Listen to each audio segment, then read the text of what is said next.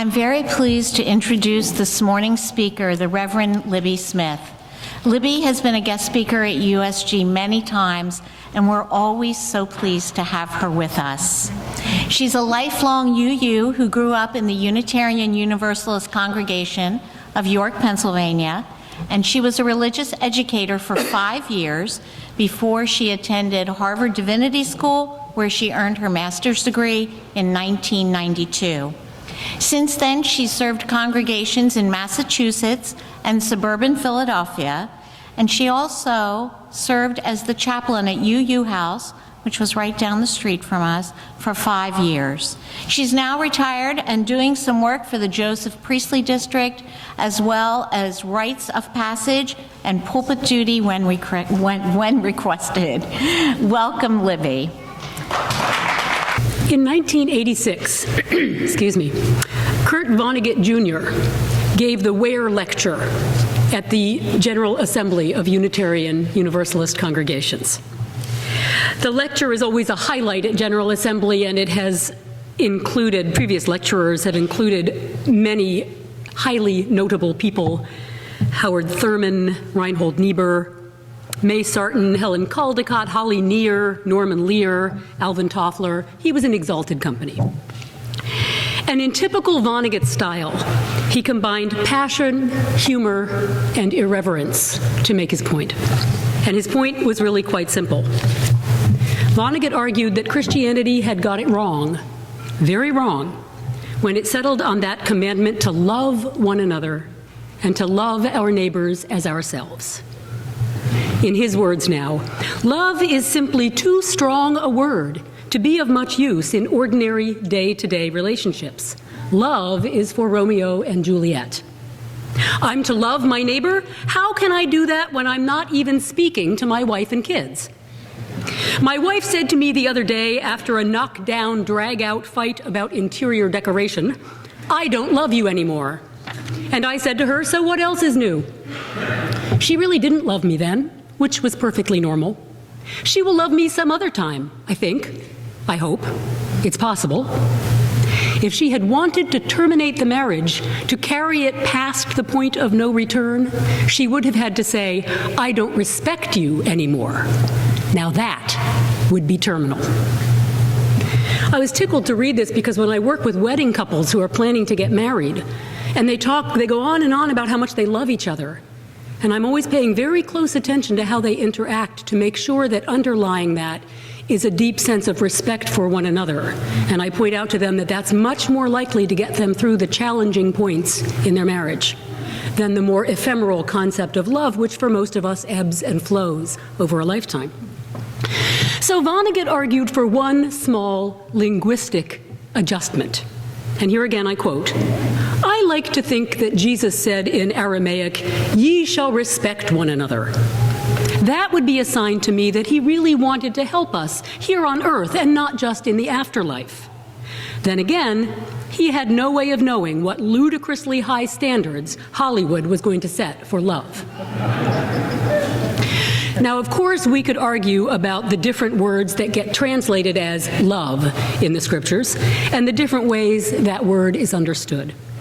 We could differentiate between the Greek eros and philia and agape and what Jesus might actually have meant when he told his followers to love their neighbors and even their enemies. Because logically, of course, we know he wasn't talking about hearts and flowers kind of love for everyone you encounter. But Vonnegut's main point was that no matter what Jesus might have meant 2,000 years ago, when we hear this commandment now, most of us have certain assumptions about what it means to love another person. For most of us, that word carries an implication of some kind of affection or fond feelings. And given that we fail in loving even our nearest and dearest from time to time, we're bound to fail when we try to extend that kind of love universally to people we don't even know or like. And so maybe, he argued, we should shoot for something a little more manageable. It occurs to me that the Buddhist idea of cultivating a sense of loving kindness might bridge the gap here because it maintains a feeling of warmth. That idea of loving kindness is a warm feeling. that somehow might be lacking in the idea of respect, but it doesn't carry the same expectation of fondness or affection that the verb love carries for most of us. But that would be a different sermon, and maybe I'll preach that one next time. So Vonnegut follows an interesting train of logic. He doesn't say it's wrong to try to love our neighbors. He just points out that most of the time we're really not able to do it. And he sees that as a serious problem, because when the bar is set too high and we inevitably fail to be as loving as we think we should be, then it's easy to start down a long continuum of emotions that quickly lead into negative territory. He says, if you can't love your neighbors, then you can at least like them. If you can't like them, you can at least not give a damn about them. If you can't ignore them, then you have to hate them, right? You've exhausted all the other possibilities. So he gives us this continuum of feelings or emotions that follow from this ideal of loving. If we don't manage to love, maybe we can like. If we can't manage to like, maybe we can be indifferent. And if we can't manage to be indifferent, obviously we're going to dislike or even hate other people. And he points out that that journey can happen very quickly. Even between the two friends in our story, lifelong friends, one little point of acrimony in their relationship made it very easy for that love to turn to a very negative kind of emotion. Fortunately, underlying all of that was a deeper respect they had developed over their lifetimes that allowed them eventually to bridge that gulf. Now, I'm not sure the ease with which we as human beings slip into that kind of dislike or hatred for others is a direct result of a failed attempt to love other people. Vonnegut was speaking specifically about the Christian world and community, and certainly the kind of hatred he's talking about is not limited to Christians. It seems to me perhaps it's more rooted in any religious tradition that has a very rigid understanding of right belief and wrong belief, which obviously some parts of Christianity hold, along with some parts of other traditions. And that sets up an in-group and an out-group and allows for that kind of quick slide from appreciation to dislike. But I'm still intrigued by the distinction he makes between love and respect.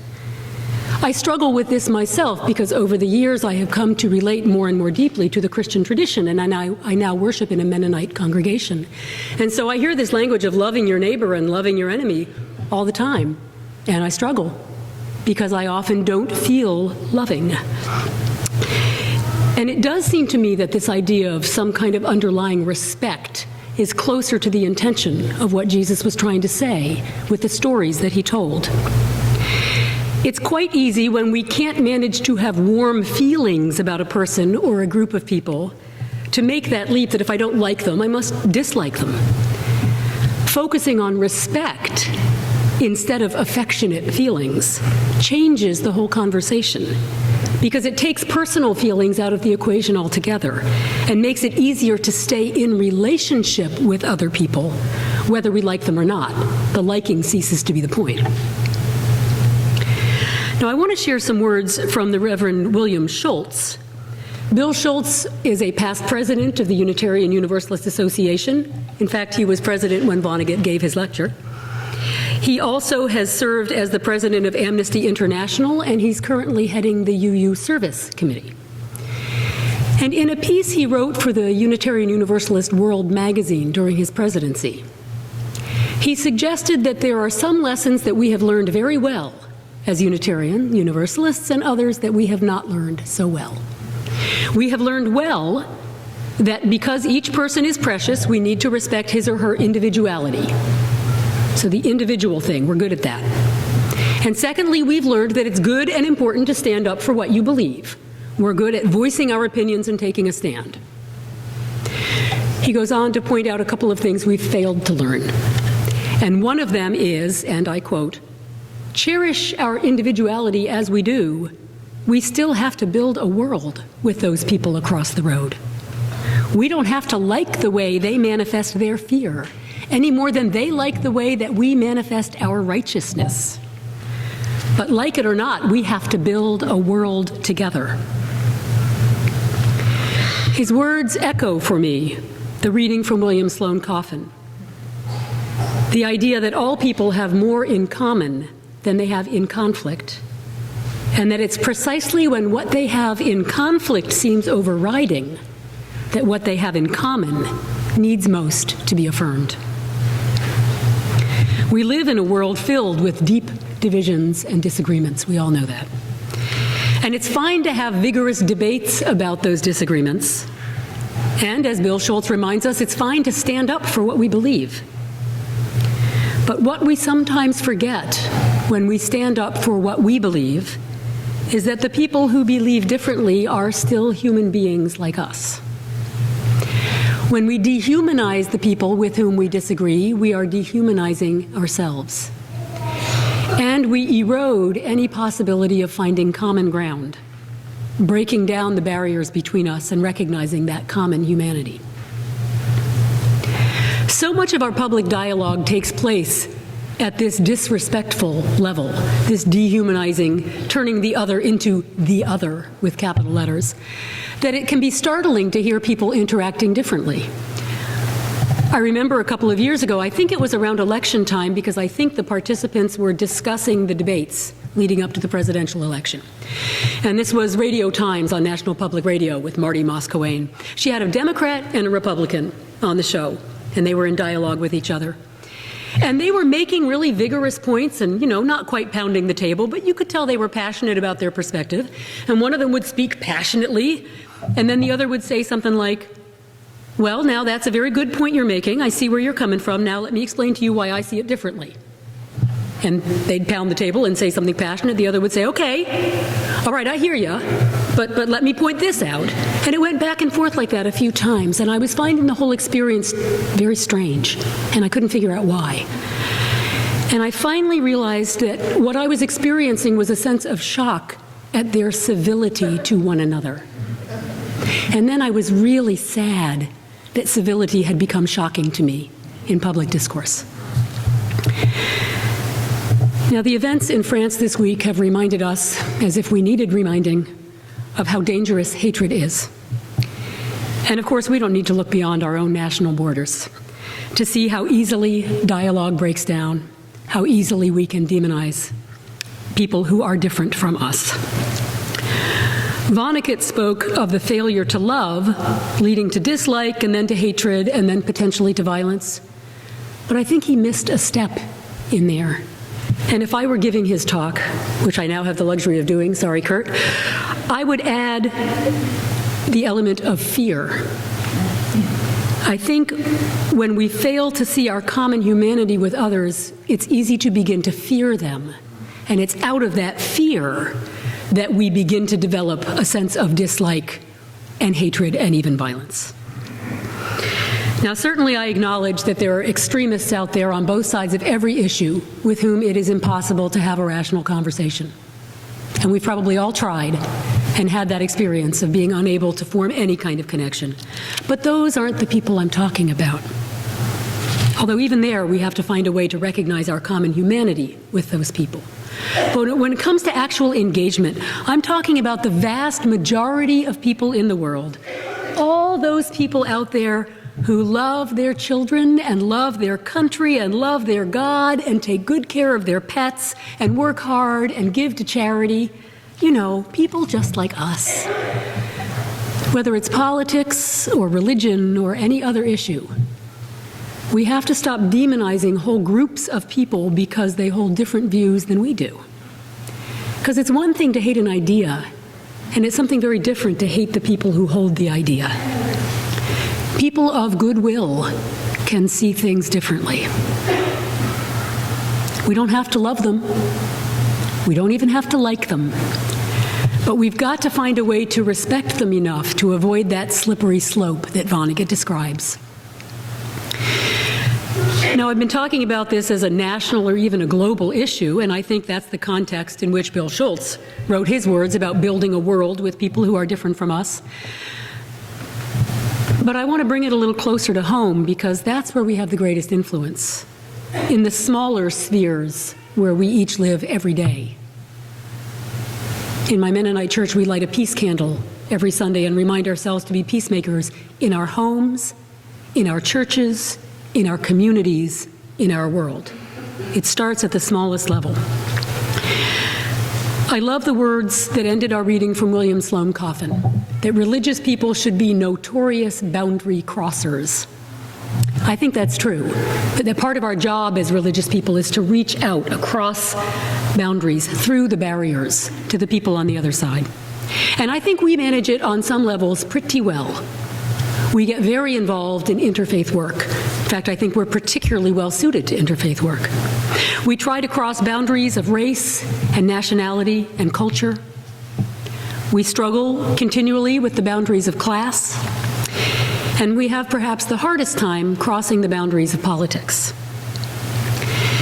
As Unitarian Universalists, we love to talk about welcoming diverse people into our congregations. And I think we genuinely mean that as long as they think pretty much the same way we think.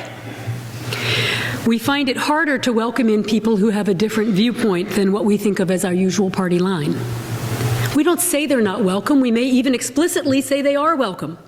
But we assume a likeness of thought, a shared perspective. It shows up most strongly around politics and social issues, but it's easy to see it in theological and economical terms also. Many people find it very lonely to be a Republican or a Christian or working class in one of our congregations.